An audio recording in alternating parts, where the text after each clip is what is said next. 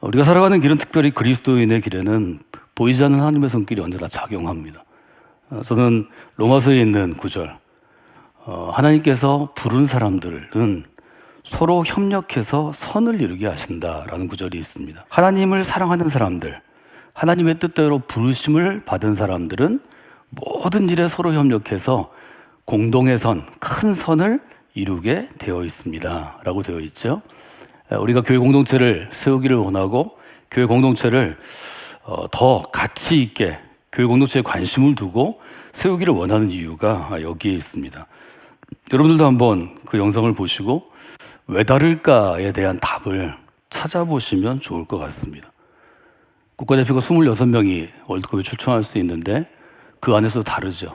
베스트 멤버, 선발로 뛸 수 있는 11명하고 선발로 뛰지 못한 15명은 다른 부분이 있습니다. 선발로 뛰는 선수 중에도 특별히 한 선수에게 그 팀의 전력이 많이 의지한다면 그 선수는 분명히 다른 면이 있습니다. 교회도 마찬가지입니다.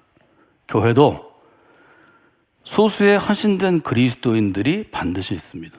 더 헌신하는 이들, 더 믿음의 본이 되는 이들, 더 하나님을 향하여 나아가는 이들이 있습니다.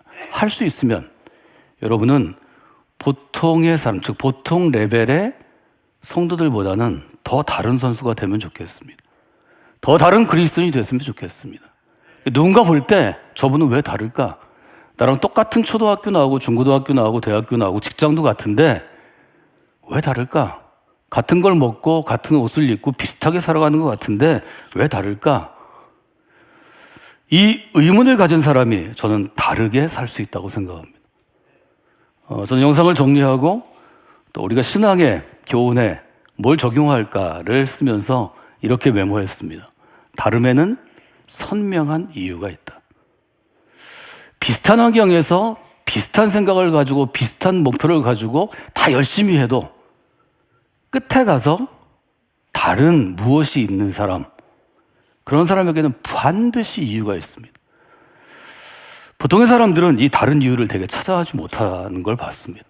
뭐가 달라? 그냥 나랑 똑같은 사람이지. 그 다름의 이유를 찾지 못하는 자는 절대로 다른 레벨, 다른 수준에 도달할 수 없습니다. 보이지 않기 때문입니다. 생각도 못하기 때문이다. 여러분, 그냥 다르지 않습니다. 지금 축구를 하는 수많은 선수 중에 우리나라에서 뽑히고 뽑혀서 26명에 들어간 국가대표 중에 손흥민이 다른 것은 다를 만한 이유가 충분히 있기 때문입니다. 그 다를 만한 이유를 저는 그 손흥민의 아버지의 삶의 고백과 그의 아주 좀 고집스럽고 독선스럽고 스스로 난 참 성질이 더러운 삼류 축구 선수입니다 고백하는 그의 단단한 이야기에서 찾아낼 수 있다고 생각합니다. 저는 손흥민의 아버지의 고백에서 아주 고집스러운 바울의 모습을 봅니다. 다른 사람을 날 다 비난하지만 나는 이 이야기를 한국 축구의 미래를 위해서 꼭 해야 되겠습니다 하는 그의 고집에서 저는 베드로의 아주 단단하고 고집스러운 금을 던지는 아주 억센 어부의 모습도 봅니다. 교회는 그런 그리스도인이 필요합니다. 성관교회도 그런 그리스도인이 세워져야 합니다. 할 수 있으면 내가 그런 그리스도인이 되겠다고 결단하십시오. 다른 사람이 아니고 저 사람이 해야지, 저 사람이 해야지. 내가 그렇게 쓰임받겠다고 결단할 때 하나님이 도와주시는 것입니다. 내가 결단하지 않는데, 내가 거기에 관심이 없는데 그 일은 절대로 일어나지 않습니다. 지난주에 저는 여러분이 내 인생에서 나의 관심을 어디에 두냐에 따라서 달라진다고 말씀드렸습니다. 내 인생에 나의 관심을 어디에 두냐에 따라서 내 인생이 내 친구의 인생과 내 형제와 자매의 인생과 함께 신앙생활하는 동료 성도들의 인생과는 달라진다는 것입니다. 나의 관심은 어디 있는가 여러분에게 질문해 드렸습니다. 한 어린아이가 1936년 송기정의 올림픽 금메달 소식을 듣고 이렇게 결심합니다. 학교에서 내가 공부 열심히 하면 학교에서 1등은 하겠지만 그러나 내가 달리기를 열심히 하면 세계에서 1등도 할 수 있다. 여러분, 이것을 우리가 터닝 포인트라고 부릅니다. 하나님께 쓰임을 받는, 그래서 미래를 변화시키는 모든 그리스도의 삶에는 분명한 터닝 포인트가 있습니다. 그것이 어떤 믿음의 용사, 믿음의 사람을 통해서 왔든지 아니면 믿음을 가르치는 교사, 목회자와 설교자와 교사를 통해서 내게 왔든지 아니면 나와 동료 그리스도인, 나와 함께 믿음의 공동체를 형성하는 믿음의 펠로우십을 가진 내 동료로부터 왔든지 어느 것으로부터 왔든지 터닝 포인트 없이 남과 달리 살아가는 사람은 없습니다. 여러분, 관심이 여러분의 인생을 변화시킵니다. 정말 여러분이 교회의 미래에 관심이 있고 좋은 교회를 만들기를 원하면 교회 공동체에 관심을 둬야 합니다. 이 나라의 미래에 관심을 갖고 있다면 대한민국 사회와 대한민국 역사와 대한민국의 사람들에게 일거수일투족의 전 세계에 관심을 두어야 합니다. 그래야 국가를 변화시키는 데 쓰임받게 되고 하나님도 기회를 주십니다. 여러분이 관심이 없는데 하나님이 기회를 주시지 않습니다. 관심을 보여야 기회를 주십니다. 예수님의 시대 가운데 수많은 유대인들이 있었습니다. 똑똑한 청년들이 많았을 것입니다. 더 종교적인 청년들이 많았을 것이고 헌신한 청년들이 많았을 것입니다. 그 시대에 왜 그들이 선택되었나? 왜 하나님 바울을 선택하셨나? 왜 베드로를 선택하셨나? 왜 요한을 선택하셨나? 여러분, 생각할 필요가 있습니다. 할 수 있으면 이 땅가운데 살아가는 수많은 사람, 지금은 뭐 이제 80억 가깝다 그러죠. 거기서 흘러가는 인생을 살지 마시고 2022년 대한민국에서, 한국 교회 안에서, 성공학교에서 사셨다면 여러분의 관심이 하나님의 관심을 끄는 무엇이 되었으면 좋겠습니다. 수많은 교회가 있습니다. 수많은 그리스도인이 있습니다. 그러나 그 중에도 우리가 몸부림치며 미래를 변화시키기 위해서 관심을 둘 때 하나님은 미래를 변화시키실 일에 반드시 성공학교를 주목하실 것입니다. 바울은 그렇게 얘기합니다. 나는 보이지 않는 것에 관심이 있습니다. 보이는 것에 관심을 가지고 한 가족이 1년 동안 먹을 것을 옷으로 바꾸거나 보석으로 바꾸거나 화장품으로 바꾸거나 아니면 집에다가 뭘 싸놓는 것을 좋아하는 고린도 시의 고린도 교회에 교양 있는 교양인들에게 보이지 않는 것에 관심을 두어야 당신들의 인생이 진짜 부자고 진짜 지성인이고 교양인이 될 거라고 도전합니다. 그때 아마 아무도 안 들었을 것입니다. 별로 듣는 사람이 없었을 것입니다. 바울은 고린도에서 창피를 당하고 수치를 당하고 교인들에게 쫓겨나기도 하고 욕먹기도 하고 너는 목사가 아니다 그런 얘기를 듣기도 합니다. 지금은 어떻습니까? 보이지 않는 것에 관심을 가진 바울에 의해서 우리는 교회의 기초를 쌓고 그 위에 서 있는 것입니다. 우리가 서 있는 교회의 기초는, 믿음의 기초는 단단한 것입니다. 그 시대에는 인정받지 못했을지라도, 그 시대는 따라오던 사람이 없었을지라도, 그 시대는 이해하지 못할지라도 하나님은 누군가 그것을 통해서 그것에 관심을 두어 변화되고 성숙되는 것을 원하시기 때문입니다. 그리스도인으로서 우리는 어디에 관심을 둬야 합니까? 저는 두 가지를 말씀드렸습니다. 하나는 변화에 관심을 둬야 합니다. 하나는 성숙함에 관심을 둬야 합니다. 거룩하게 변화되는 것, 어디에 이르기까지? 그리스도의 장성한 분량이 충만한 데 이르기까지. 계속해서 변화하며 자라나는 것, 어디에 이르기까지? 온전한 사람을 이루는 데까지. 저는 에베소를 통해서 우리가 그리스도인이 된다면 이런 변화와 성숙에 관심을 두어야 진짜 그리스도인이 된다고 말씀을 드렸습니다. 그 다음에 우리는 어디에 관심을 둬야 될까요? 어디에 관심을 둬야 된다고 성경은 우리한테 얘기하나요? 오늘 히브리서는 우리에게 이렇게 얘기합니다. 믿음의 주요 온전하게 하시는 예수를 바라보라. 우리가 무엇에 관심을 두면 정말 온전한 그리스도인이 될 수 있을까요? 첫째, 믿음의 주께 관심을 두라고 히브리서는 도전합니다. 믿음의 주요 온전하게 하시는 인 예수 그리스도를 바라보라. 1절에서 얘기한 것처럼 인내로서 우리 앞에 당한 경주를 하며, 저는 마라톤에 대한 얘기를 해드렸는데요. 1947, 1947년 보스턴 마라톤 얘기를 해드렸는데, 마라톤이 일종의 달리기 경주죠. 달리기 레이스죠. 영어로는 레이스로 많이 번역합니다. 우리는 믿음의 경주에 참여한 달리기 선수, 경주자들입니다. 경주자들이 해야 될 것은 코스를 잘 알고 코스대로 가서 결승점을 통과하는 것입니다. 서영국 선수가 코리아를 가슴에 달고 결승점을 통과하는 아주 낡은 흑백 사진 한 장을 여러분에게 보여드렸습니다. 내가 아무리 열심히 뛰어도 서현복 선수보다 더 일찍 뛰어도 2시간 25분이 아니라 2시간에 들어와도 코스를 이탈하고 결승점에 들어가지 않으면 인정받지 못하는 것입니다. 우리 모두는 믿음의 경주에 참여한 달리기 선수입니다. 우리의 결승점은 예수 그리스도라고 히브리서는 우리에게 도전합니다. 믿음의 주라는 것은 영어 성경 ASB에는 The Earth of Our Faith라고 되어 있습니다. 책을 쓴 사람, 혹은 무엇인가를 시작한 창시자, 하나님께 쓰면 창조자, 우리가 이렇게 번역할 수 있는 다양한 것입니다. 무엇을 얘기해 주나요? 우리의 믿음은 예수님께로부터 온 것이라는 것입니다. 그래서 현대인의 성경은 이렇게 번역했습니다. 우리 믿음의 근원이 되시며, 예수님이 우리 믿음의 시초, 시작점, 출발점, 스타트하는 지점이 된다는 것입니다. 우리 믿음을 완전케 하시는 예수님, 그뿐만 아니라 우리의 믿음을 완전하게 완성하시는 끝, 결승점이 된다는 것입니다. 믿음의 주를 바라보라, 이렇게 우리에게 도전하는 것은 우리에게 믿음도 주시고 그 믿음의 길을 경주하게 하시고 가게 하시고 그 믿음을 완성케 하시는 분을 바라보라는 것입니다.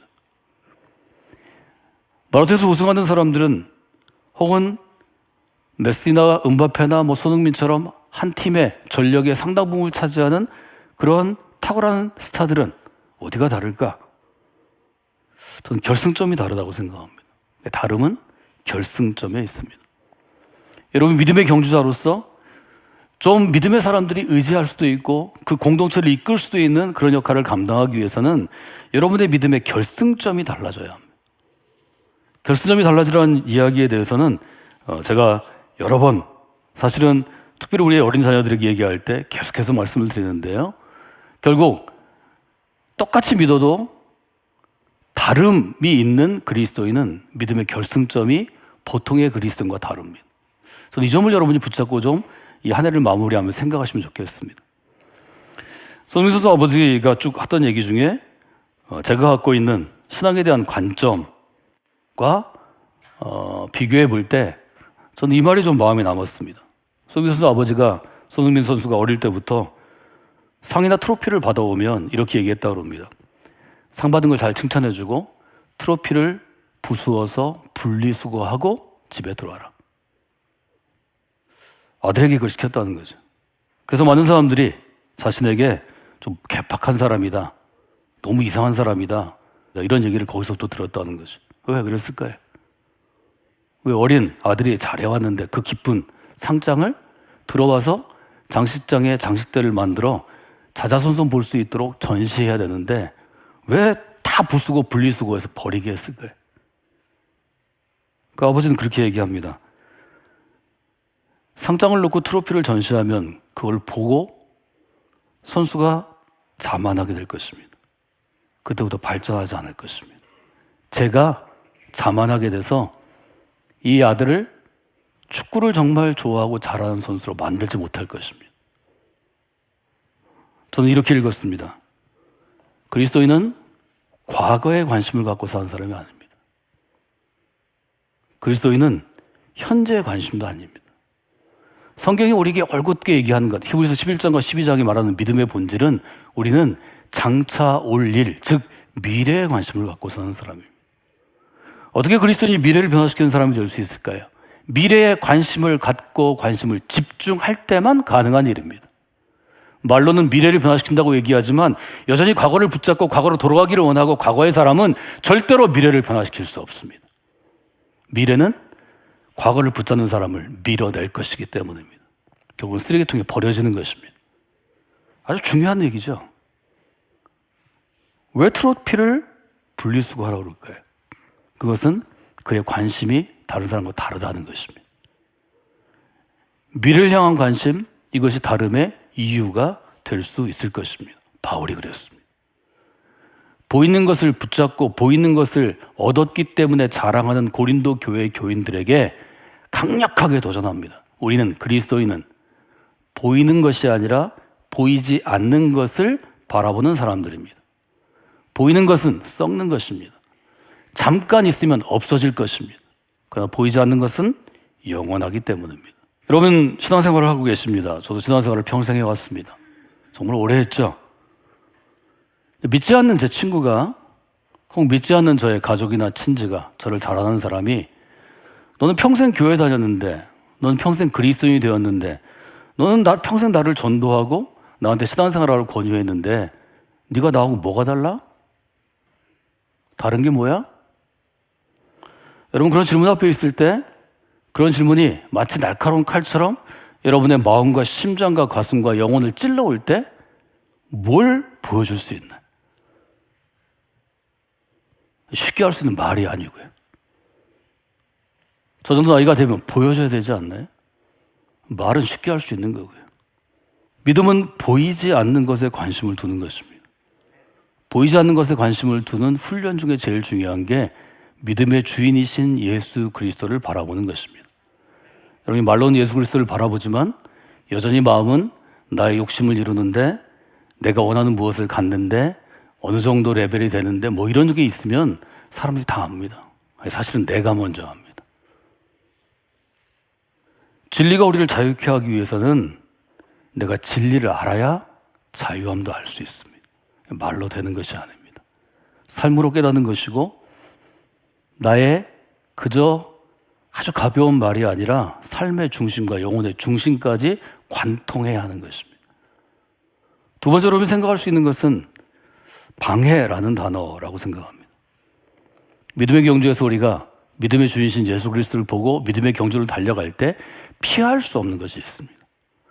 지난주에 저는 서인복 선수가 보스턴 마라톤을 할 때 30km 지나서 선두로 나왔는데, 30km 지나서 선두로 나온 지점 바로 지나서 언덕 구간, 보스턴 마라톤에서 굉장히 공포의 두려움의 구간입니다. 여러분이 아시는 것처럼 마라톤에서는 30km 넘어서가 제일 어렵고 35km 정말 어렵다고 그럽니다. 근데 거기가 언덕길입니다. 보스턴 마라톤 대회는. 모든 선수들이 거기서 선두로 달리다가 많이 뒤처지고 중간에 포기하는 선수들이 많습니다. 그 지점에서 갑자기 커다란 셰퍼드가, 사냥개가 뛰쳐나와서 서인복 선수를 공격합니다. 물어뜯겨서 피를 흘립니다. 아마 선진국 선수였으면, 미국이나 유럽에서 온 선수였으면 다음 대회도 있고 선수생활 여기 끝날 게 아니니까 아마 중단했을 것입니다. 코치도 중단을 시켰을 것입니다. 겨우겨우 여기까지 와서 한국을 나타낼 수 있는 마지막 기회라고 생각하는 이 젊은이에게는 그럴 여유가 없었습니다. 그래서 내가 죽지만 않으면 되겠다. 조금 더 뛰면 끝이니까. 그리고 다시 뛰어나가서 한 2km 후에 다시 선두를 탈환하게 됩니다. 코스 전략을 짤 때 그때 감독이 송기전 선수였는데요. 송기전 선생이 이 생각은 안 했을 거예요. 마의 구간에서는 어떻게 잘 견뎌야 된다 이런 얘기는 했겠지만 셰퍼드가 공격할 줄 누가 알겠어요. 그러나 여러분, 믿음의 경주는 다릅니다. 셰퍼드가 아니라 그것보다 훨씬 더 큰 방해하는 세력이 믿음의 경주자를 공격합니다. 바울은 얘기합니다. 그것은 환난일 수 있습니다. 그것은 누군가 나를 비난하는 것일 수 있습니다. 누군가 나를 밧줄로 묶어서 체포해서 나를 데리고 가서 고문하는 것일 수 있습니다. 누군가는 죽일 수 있는 것입니다. 어떤 환난과 핍박이 믿음의 경주에 있다는 것을 알아야 합니다. 성경은 그것이 없다고 약속하지 않습니다. 있다고 얘기합니다. 그 환난과 핍박을 이겨내는 게 중요합니다. 다름은 거기에서 옵니다. 다름은 방해가 있는 건 당연하고 이 방해를 이겨내라고 우리에게 얘기합니다. 마지막 물을 공급하는 구간에서 선수들은 물을 마시고 마지막 힘을 내고 결승점을 향해 달려가야 합니다. 그 물을 맡은 교민이 방해할 생각은 없었지만 선두로 뛰어오는 서인복 선수를 보고 얼마나 기뻤으면 흥분했을 거 아니야. 그러다 물을 쏟았겠지. 지금 같으면 개인이 주는 물이 테이블도 하나가 아니고 여러 개로 나뉘어서 내 테이블은 세 번째 이렇게 있고, 혹시 놓치는 사람을 위해서 보통의 물도 거기다 놓아둡니다. 그때는 그런 게 없었으니까 이게 얼마나 힘들었겠어요. 이건 방해죠. 야고보서는 우리에게 얘기합니다. 이미 바울의 시대, 베드로의 시대, 초기 교회의 시대 가운데 그 일이 있었다는 것입니다. 시험을 참는 사람에게 복이 있습니다. 시련을 견디어낸 사람이 하나님께서 자기 사람에게, 하나님을 사랑하는 사람에게 주시는 생명의 면류관을 주실 것입니다. 교회는 예를 들어 전도하기 위해서, 많은 사람을 교회로 끌어들이기 위해서 거짓을 약속하지 않습니다. 초기 교회부터 여러분이 믿으면 시험에 들게 되고 시련을 받게 됩니다. 그것은 체포요, 구금이요, 직장에서 쫓겨난 것이요, 심하면 맞기도 하고 고문당하기도 하고 죽기까지 한 사람이 있습니다. 그럼에도 그리스도를 믿는 사람이 이 안에 들어와야 합니다. 믿음의 경주에는 방해와 장애와 시련이 있고 이걸 이겨낸 사람이 그 시련과 시험을 초월하는 하나님의 은총의 손길을 경험하게 됩니다.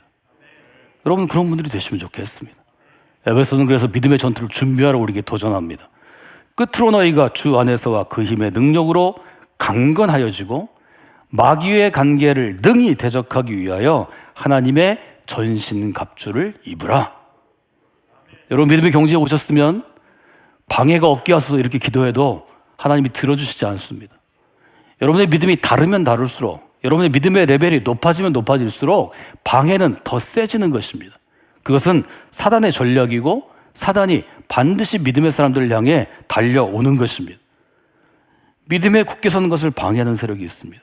그것은 영적 씨름이라고 에베소는 얘기합니다. 우리의 씨름은 혈과 육을 상대하는 것이 아니요 통치자들과 권세자들과 이 어둠의 세상의 주관자들과 하늘에 있는 악한 영을 상대하는 것입니다. 이걸 아셔야 합니다. 하나님의 전신갑주를 입으면 그 방해 혹은 그 회방, 그 장애를 이겨낼 수 있습니다.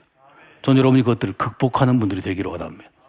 이겨낼 때 그때 우리가 하나님께서 우리에게 주신 일들을 감당할 수 있습니다. 사랑하는 여러분, 우리를 방해하는 세력들이 있습니다.